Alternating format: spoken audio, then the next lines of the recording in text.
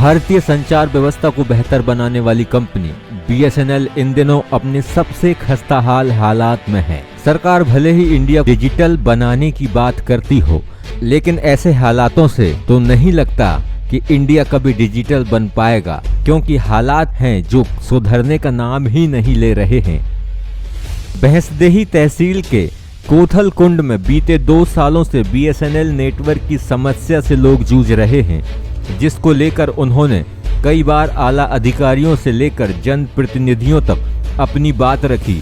बावजूद इसके कि उनकी समस्या का समाधान अभी तक नहीं हो पाया है। जब नेटवर्क की समस्या का कारण पूछा तो ग्रामीणों ने बताया कि लंबे समय से BSNL के नेटवर्क की समस्या गांव में बनी हुई है, जिसके कारण उन्हें यहाँ वहाँ खड़े रहकर नेटवर्क मिलाना पड़ता है। BSNL के विभागीय अधिकारियों ने नेटवर्क तो चालू किया, जो कुछ दिनों ठीक चला, उसके बाद स्थिति जस के तस हो गई।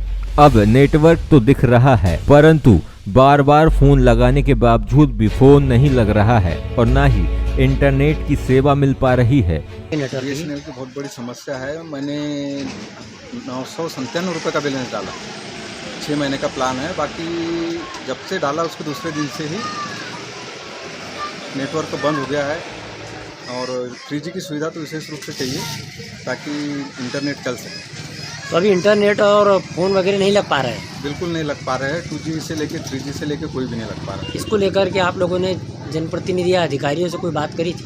बात तो हुई है, लेकिन कोई ध्यान नहीं दे पा रहा। सर 2 साल से तो बंद ही पड़ा ये, और 2 दिन के लिए चालू हुआ था, लेकिन उसके बावजूद भी 2 दिन चला, उसके बाद में कोई नेटवर्क को वो सुविधा नहीं चल रही है। यहाँ पे एक ही नेटवर्क है BSNL का, बाकी कुछ नहीं यहाँ पे। तो इस वजह से यहाँ पे बहुत समस्या हो रही है। अगर एक्सीडेंट वगैरह कुछ भी होता है तो यहाँ पे फ़ोन लगाने की सुविधा नहीं, यहाँ से 9 किलोमीटर जाना पड़ता है।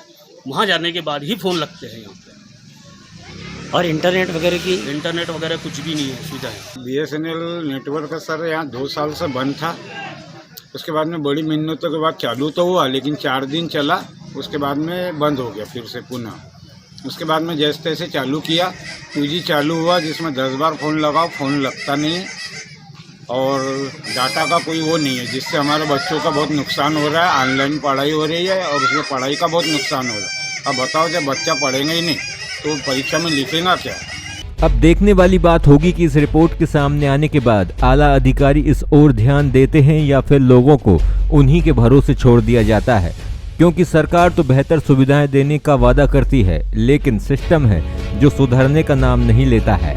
बैतूल से मनीष राठौर की रिपोर्ट।